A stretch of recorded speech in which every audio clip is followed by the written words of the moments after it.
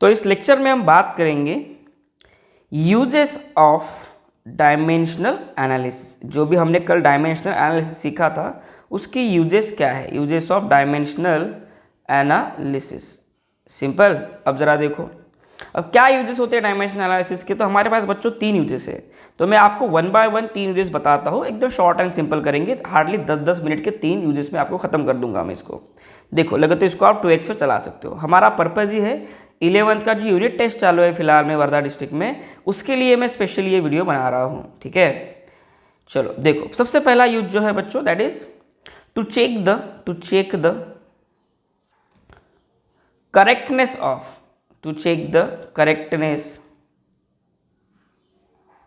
Of any equation.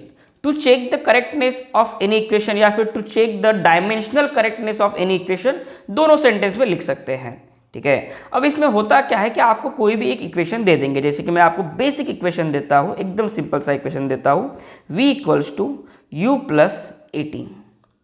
क्या बता सकते हो ये इक्वेशन करेक्ट है या नहीं? हाँ सर करेक्ट है, हमने तो पढ़ा है 10th में। चलो, अगर मैं यहाँ पे u स्क्वायर कर दूँ और यहाँ पे t की पावर 3 कर दूँ, अब बताओ ये इक्वेशन सही है कि नहीं? तो हमें नहीं पता कि आपका जो गिवन इक्वेशन है ये सही है या नहीं, लेकिन हम इसे डायमेंशन के मदद से पता कर सकते हैं कि गिवन इक्वेशन सही है या गलत है। तो मैं आपको इसको एक ही एग्जांपल से समझाऊंगा और आपको भी मैं यही सलाह दूंगा कि यही एग्जांपल पेपर में लिख के आना। v equals to u plus 80। अगर ये सवाल पेपर में आया तो बच्चों ये 3 मार्क के लिए आ सकता है। Write down the uses of dimensional analysis. Simple 3 statement पूछ सकते हैं या फिर उसमें से बोलेंगे कि पहला यूज बताओ और उसको एक्सप्लेन करो। तो ये बेसिक सा एग्जांपल है। तो हम क्या करेंगे, ये हमारे पास गिवन इक्वेशन है। क्या है? ये हमारे पास इक्वेशन है। तो इस इक्वेशन को हमें क्या करना है, चेक करना है कि इक्वेशन सही है या नहीं। तो सबसे पहले कोई भी इक्वेशन जब आप लोगे तो उसे सबसे पहले आपको ईच एंड एवरी क्वांटिटी को एक्सप्लेन करना होगा कि ये इक्वेशन में ईच एंड एवरी क्वांटिटी क्या क्या है। फॉर एग्जांपल, अब इसका सॉल्यूशन देखो, हम चेक करने जा रहे हैं। अब सबसे पहले हमारे पास है v, लेफ्ट हैंड साइड में कौन है v, तो v क्या है ये पता होना चाहिए। ये क्या है u क्या है वो पता होना चाहिए। a एंड t, ये सभी के बारे में सबसे पहले आपको इंफॉर्मेशन देना पड़ेगा। सो v is final velocity. v क्या है बच्चों? Final velocity. मुझे ये काइनेमेटिक इक्वेशन दिखाई दे रहा है, तो this is final velocity. u is initial velocity. u is what? Initial velocity. उसके बाद a is what? a is your acceleration. a is your what? Acceleration. And t क्या है बच्चों? t is time. t क्या है बच्चों? t is time. तो चलो आगे बढ़ते हैं फिर। तो ये हमारे पास रिलेशन दे दिए हैं, that is v equals to u plus 80। u v 80 हमें सब पता चल गया। अब यहाँ पे क्या होता है बच्चों, यहाँ पे प्रिंसिपल ऑफ होमोजेनिटी लगाना पड़ता है। क्या कहा मैंने? Principal of homogeneity. इसका काम तो हमें सबसे एंड में है, उससे भी पहले हमें क्या करना है, स्टेप 1। इससे भी पहले हमें करना है कि ईच एंड एवरी क्वांटिटी का डायमेंशन लिखना है। जैसे कि पहले तो ये हमने ये लिख लिया, तुम्हारा original equation v equals to u plus 80। तो मुझे लेफ्ट हैंड साइड का सबसे पहले डायमेंशन लिखना है। लेफ्ट हैंड साइड में कौन है बच्चों? v। तो v का डायमेंशन क्या होगा? पहले तो v का यूनिट लिखो। v मतलब वेलोसिटी, वेलोसिटी मतलब मीटर पर सेकंड। वेलोसिटी मतलब क्या है? मीटर पर सेकंड। तो मीटर पर सेकंड का डायमेंशन क्या होगा बच्चों? m l t। तो m की पावर 0, l की पावर 1 एंड t की पावर -1। ये किसका डायमेंशन होगा? वेलोसिटी का। ठीक है, अब चलो राइट हैंड साइड पे जाते हैं। क्या लेफ्ट हैंड साइड में और कुछ बचा है क्या? कुछ नहीं, खाली एक ही चीज़ थी, वेलोसिटी, जो हमने लिख ली। अब u की तरफ जाते हैं या राइट हैंड साइड की तरफ जाते हैं। तो बच्चों राइट हैंड साइड में आपके पास 2 लोग हैं, u है और at भी है। अब मुझे इन दोनों का डायमेंशन चाहिए, तो उसमें से मैं पहले पार्ट को लेता हूँ, इसको लेता हूँ। तो मैं अगर u का डायमेंशन फाइंड करने जाऊँ तो चलो इसके भी मैं ऐसे भी कर सकता हूँ बच्चों। यहाँ पे मैं u और at को अलग अलग लिखता हूँ कि u को मैं लिखता हूँ, चलो u को मैं लिखता हूँ x, at को मैं लिखता हूँ y। ठीक है, तो मैं ऐसा लिख सकता हूँ, now x equals to u and u is initial velocity. और इनिशियल वेलोसिटी का यूनिट क्या होता है बच्चों? मीटर पर सेकंड। क्योंकि वो वेलोसिटी है, फिर वो इनिशियल हो या फाइनल हो, उसका यूनिट तो सेम ही रहेगा। ठीक है, चलो अब उसका डायमेंशन लिखते हैं, that is m l t। m की पावर कुछ है क्या यहाँ पे? किलोग्राम की पावर कुछ नहीं है, मतलब बच्चों 0। लेंथ की पावर 1, सेकंड की पावर ऊपर जाने के बाद इसको मैं क्या लिख सकता हूँ? मीटर की पावर 1, सेकंड की पावर -1। तो दिस इज सेकंड की पावर -1। ठीक है, m0 L1 t की पावर -1। चलो ठीक है, ये हमें u का डायमेंशन मिल गया। अब y की तरफ जाते हैं। y में क्या लिखा है बच्चों, y is a into T.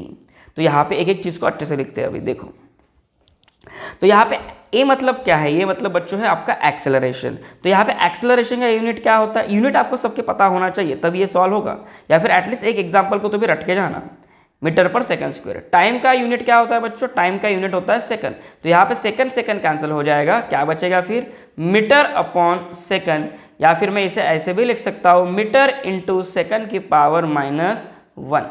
ठीक है, तो y यानी कि 80 का डायमेंशन क्या हुआ, y का डायमेंशन क्या हुआ, y का डायमेंशन हुआ that is m0 L1 t की पावर -1।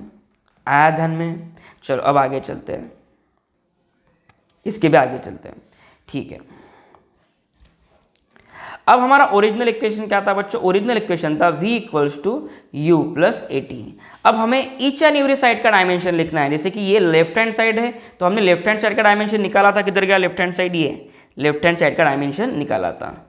ठीक है, देखो लेफ्ट हैंड साइड का डायमेंशन निकाला था, that is m0 L1 t की पावर -1। ठीक है, equals to u, initial velocity का भी डायमेंशन हमने निकाला था, क्या था राइट हैंड साइड में, m0 L1 t की पावर -1 प्लस a मतलब एक्सेलरेशन और t मतलब t। तो ये राइट हैंड साइड में इसका भी डायमेंशन हमने निकाला था, दैट इज y। क्या था डायमेंशन इसका, अगेन m0 L1 t की पावर -2 नहीं, t की पावर -1, ये है डायमेंशन। तो यहाँ पे देखो लेफ्ट हैंड साइड में जो डायमेंशन है वही राइट हैंड साइड के ईच टर्म के बराबर है। ईच टर्म मतलब इसके बराबर भी है और इसके बराबर भी है। जरा अच्छे से देखो, यहाँ पे m0 L1 t की पावर -1, यहाँ पे भी m0 L1 t की पावर -1, यहाँ पे भी m0 L1 t की पावर -1। तो ये तीनों डायमेंशन करेक्ट है। तो according to principle of homogeneity हम ऐसा लिख सकते हैं, according to principle of what, homogeneity, according to principle of homogeneity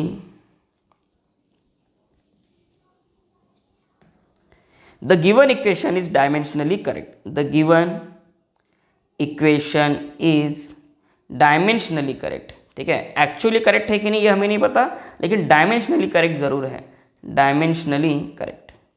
क्या है, बहुत डिफिकल्ट था, एक सिंपल एग्जांपल दिया मैंने और उसको आपको पेपर में लिख के आना है। अगर ये पूछता है तो कि what is the first use of dimensional analysis, या फिर to check the correctness of given equation, तो यहाँ पे क्या लगाना होता है बच्चों, प्रिंसिपल ऑफ होमोजेनिटी लगाना होता है।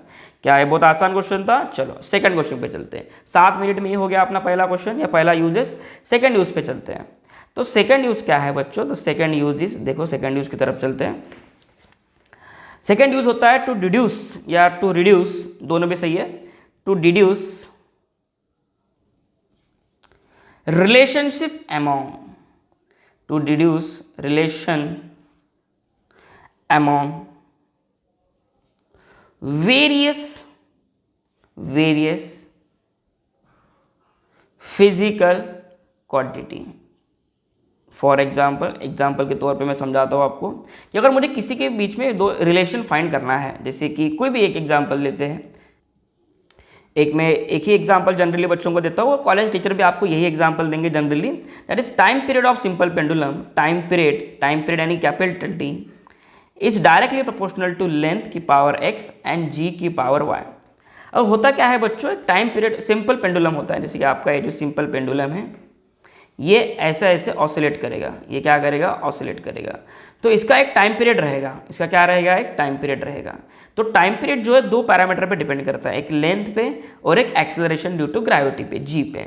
तो इस हमें ये नहीं पता कि एक्चुअल फार्मूला क्या है, लेकिन हम एक्चुअल फार्मूला निकाल सकते हैं। यहाँ पे क्या कर सकते हैं, हम एक्चुअल फार्मूला निकाल सकते हैं। तो हमें यही फाइंड करना है यूजिंग द डायमेंशनल एनालिसिस कि भाई ये टाइम पीरियड लेंथ की क्या पावर पे डिपेंड करता है, यही टाइम पीरियड जी की क्या पावर पे डिपेंड करता है, हमें ये चीज़ें फाइंड करना है। क्लियर।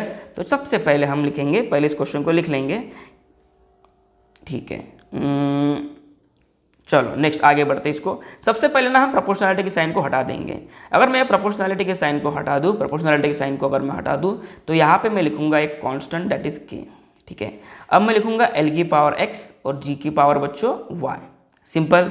अब इसको डायमेंशनल एनालिसिस के मदद से हमें सॉल्व करना है। और यहाँ पे जो k है, k is your constant of proportionality, constant of what, proportionality. और बच्चों इसका प्रोपोर्शनैलिटी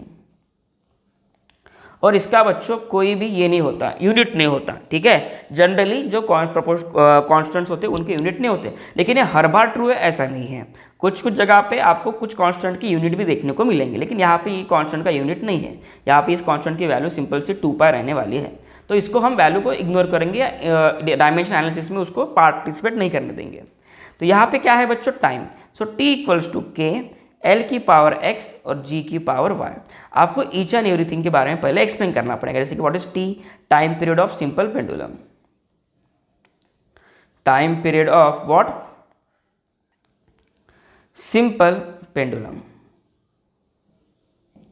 उसके बाद L क्या है बच्चों, लेंथ ऑफ स्ट्रिंग, जो धागा यूज करते हो ना आप, उसकी लेंथ ऑफ व्हाट, स्ट्रिंग, ठीक है। और g क्या होता है, g is acceleration due to gravity, g is what, acceleration due to gravity, ठीक है। चलो अब जब हम लिखेंगे, अब यहाँ पे हमने इन्फॉर्मेशन लिख दी है, अब हमें डायमेंशन लिखना है खाली। अब मुझे बताओ बच्चों, लेफ्ट हैंड साइड में एक ही टर्म है, दैट इज टाइम पीरियड, यानी कि t। So t equals to k L की पावर x g की पावर y। तो देखो t का डायमेंशन क्या लिखोगे, t मतलब टाइम, टाइम मतलब second, that is m0 L0 t की पावर 1, ऐसे लिखना पड़ेगा ना डायमेंशन मुझे। चलो ठीक है, यहाँ पे k का कोई डायमेंशन नहीं होता तो उसको हम यहाँ पे इंट्रोड्यूस नहीं करेंगे। लेंथ का डायमेंशन क्या होगा बच्चों, लेंथ का डायमेंशन होगा m0 L की पावर 1 t की पावर 0 और whole power x, whole power what, x। यहाँ पे g मतलब होता है बच्चों एक्सेलरेशन ड्यू टू ग्रेविटी, और एक्सेलरेशन ड्यू टू ग्रेविटी का यूनिट क्या आता है, मीटर पर सेकंड का स्क्वायर, ये यूनिट आता है। तो उस हिसाब से g का डायमेंशन क्या होगा, g का डायमेंशन हुआ बच्चों m m0 L1 t की पावर -2, ये होगा, ठीक है। तो यहाँ पे डायमेंशन होगा m0 L1 t की पावर -2 और होल पावर व्हाट, y। अब इसको रीअरेंज करना है हमें, होल पावर क्या होगा इसका, रुक जाओ मैं इसको अच्छे से लिख लेता हूँ, होल पावर y, ठीक है। अब इसको सेकंड पार्ट में हमें क्या करना है, देखो लेफ्ट हैंड साइड को एज इट इज रखना है, कुछ छिड़कानी नहीं करना है।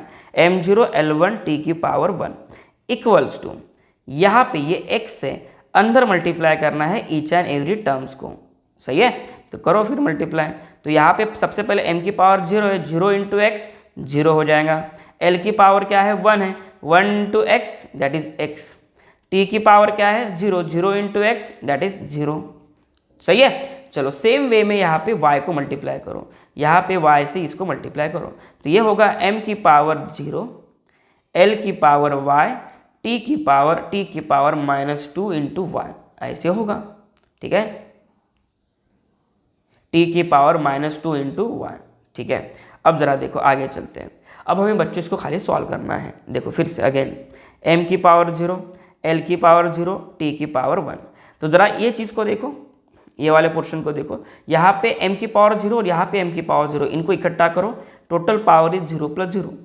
यहाँ पे देखो क्या है, L की पावर x और यहाँ पे देखो L की पावर y, इनको जोड़ो, दैट इज L की पावर x प्लस y, ठीक है। यहाँ पे देखो t की पावर क्या है, यहाँ पे t की पावर 0 और यहाँ पे देखो t की पावर -2 है, तो t की पावर 0 -2y, ऐसा लिखना पड़ेगा मुझे तो, ठीक है। चलो अब आगे चलते हैं। अगर ऐसा है बच्चों, अगर ऐसा है तो यहाँ पे देखो, अब हमें पावर कंपेयर करना है।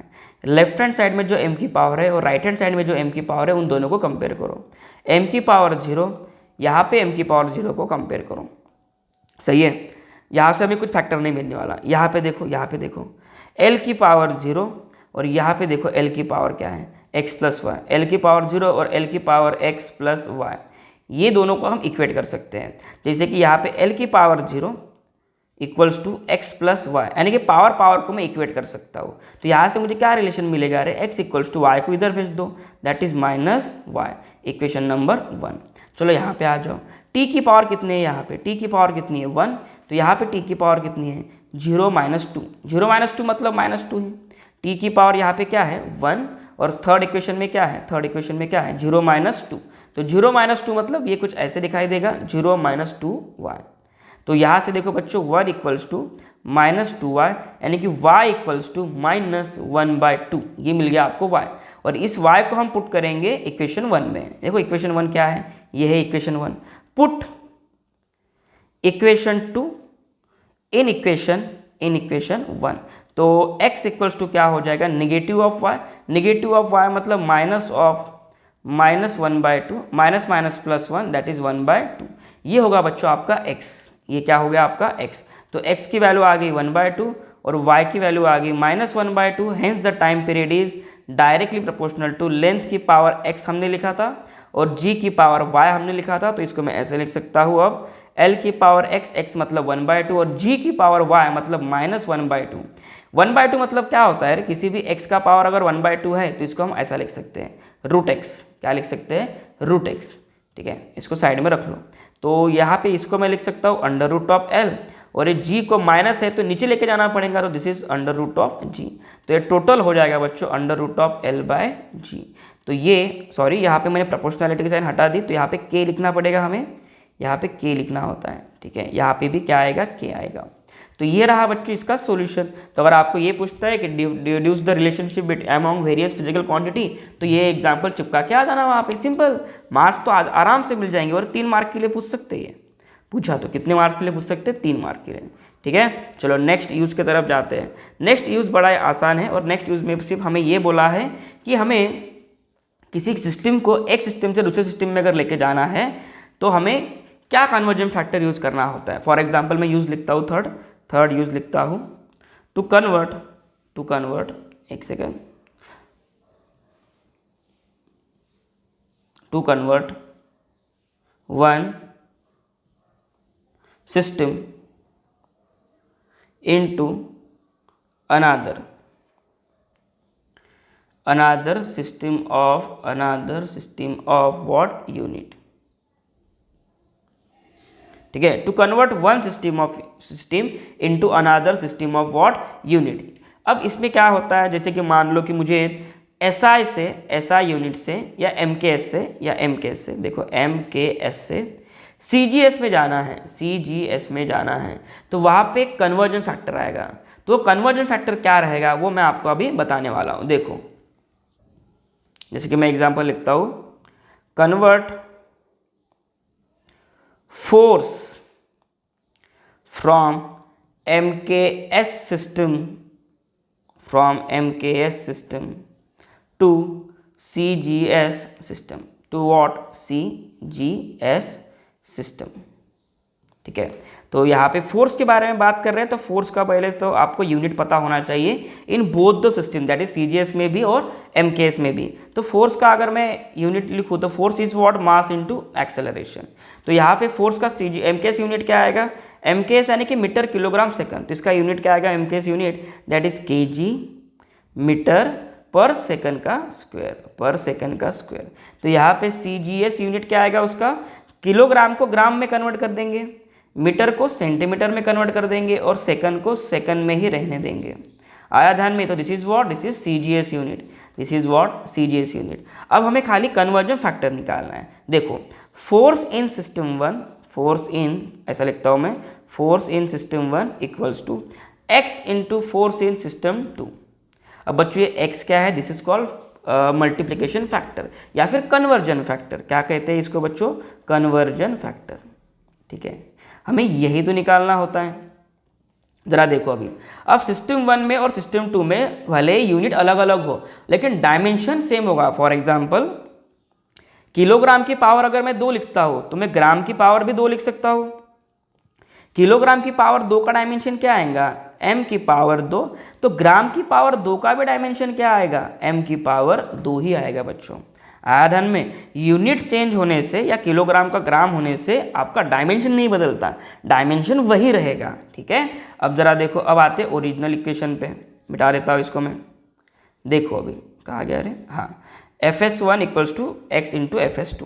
अब यहाँ पे जो सिस्टम 1 का जो फोर्स का यूनिट है वो लिख लेता हूँ मैं, दैट इज kg मीटर पर सेकंड का square equals to x। Fs2 यानी कि kg नहीं, सिस्टम 2 में फोर्स को क्या लिखा है हमने, ग्राम सेंटीमीटर पर सेकंड का स्क्वायर, ये लिखा है। अब ज़रा देखो ग्राम सेंटीमीटर पर सेकंड स्क्वायर। अब मुझे डायमेंशन लिखना है, डायमेंशन, तो मैं डायमेंशन लिखूंगा यहाँ पे देखो MLT, जो कि हम ऑलवेज लिखते हैं। यहाँ पे किलोग्राम की पावर 1, मीटर की पावर 1, सेकंड की पावर ऊपर जाने के बाद -2, तो ये M1 L1 T की power -2 equals to x, equals to what बच्चों, x। तो यहाँ पे फिर से डायमेंशन जब मैं लिखूंगा MLT, that is M1 L1 T की पावर -2। मैंने क्या कहा था, अगर आपका सिस्टम CGS में हो या MKS में हो, सेम क्वांटिटी का डायमेंशन सेम ही रहेगा, डायमेंशन कभी चेंज नहीं होता है अगर आप सिर्फ यूनिट को चेंज करते हो तो, ठीक है। लेकिन दिक्कत है यहाँ पे, ये जो हमने डायमेंशन लिखा है दिस आर इन सिस्टम 1, तो यहाँ पे ऐसे लिखना पड़ता है M1 L1 T1। तो ये जो डायमेंशन लिखा है हमने सिस्टम 2 में लिखा है, तो मैं इसको लिखूंगा M2 L2 T2।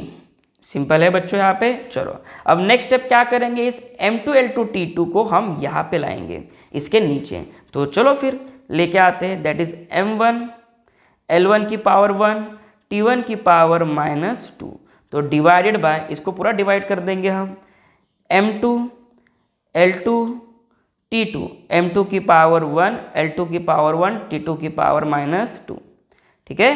This is what, this is x, this is what x।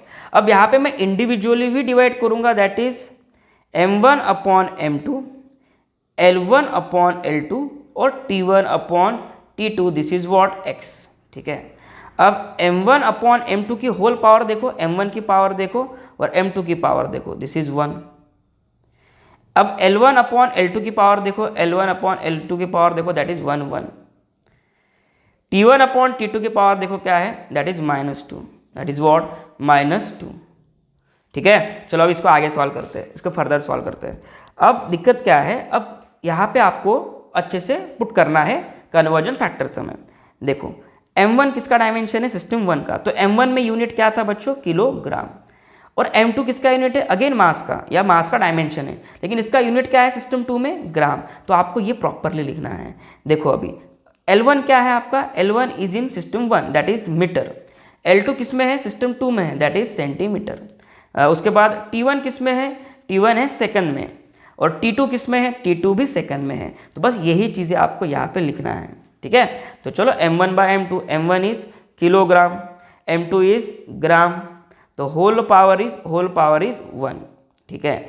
L1 is metre, L2 is centimetre, whole power is 1, ठीक है। अगेन उसके बाद T1 बाय T2 क्या है बच्चों, सेकंड अपॉन सेकंड, लेकिन इसकी होल पावर क्या है, -2, दिस इज व्हाट x, चलेगा। अब जरा देखो सेकंड कट गया। अब इसको मैं फिर से सॉल्व करता हूँ। अब हमें पता है किलोग्राम मतलब, किलोग्राम को ग्राम में कैसे कन्वर्ट करो, किलोग्राम मतलब होता है बच्चों 10⁻³ gram upon gram, whole power 1। बस 2 मिनट में इक्वेशन सॉल्व ही हो गया। मैंने कम से कम टाइम में आपको एक्सप्लेन करने की कोशिश किया हूँ, खत्म ही हो गया। ज़रा टाइम नहीं वेस्ट करूँगा, लगे तो आपको इसको 2x पे देख सकते हो।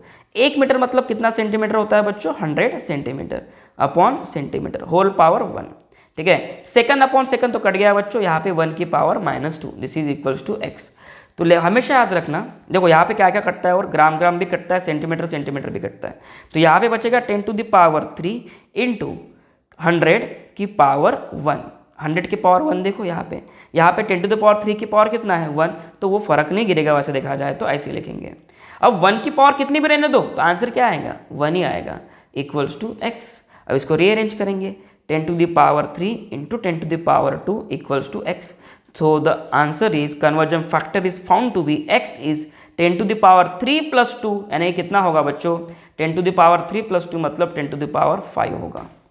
सिंपल है ये, बहुत आसान है। तो ये है बच्चों कन्वर्जन फैक्टर, और ये हमें फाइंड करना होता है यूजिंग डायमेंशनल एनालिसिस। तो मैंने एक एग्जांपल से बताया, हो सकता है कि आपके टीचर ने आपको दूसरा एग्जांपल दिया होगा, तो जो टीचर ने जो एग्जांपल दिया है ना उसको अच्छे से याद करके जाना।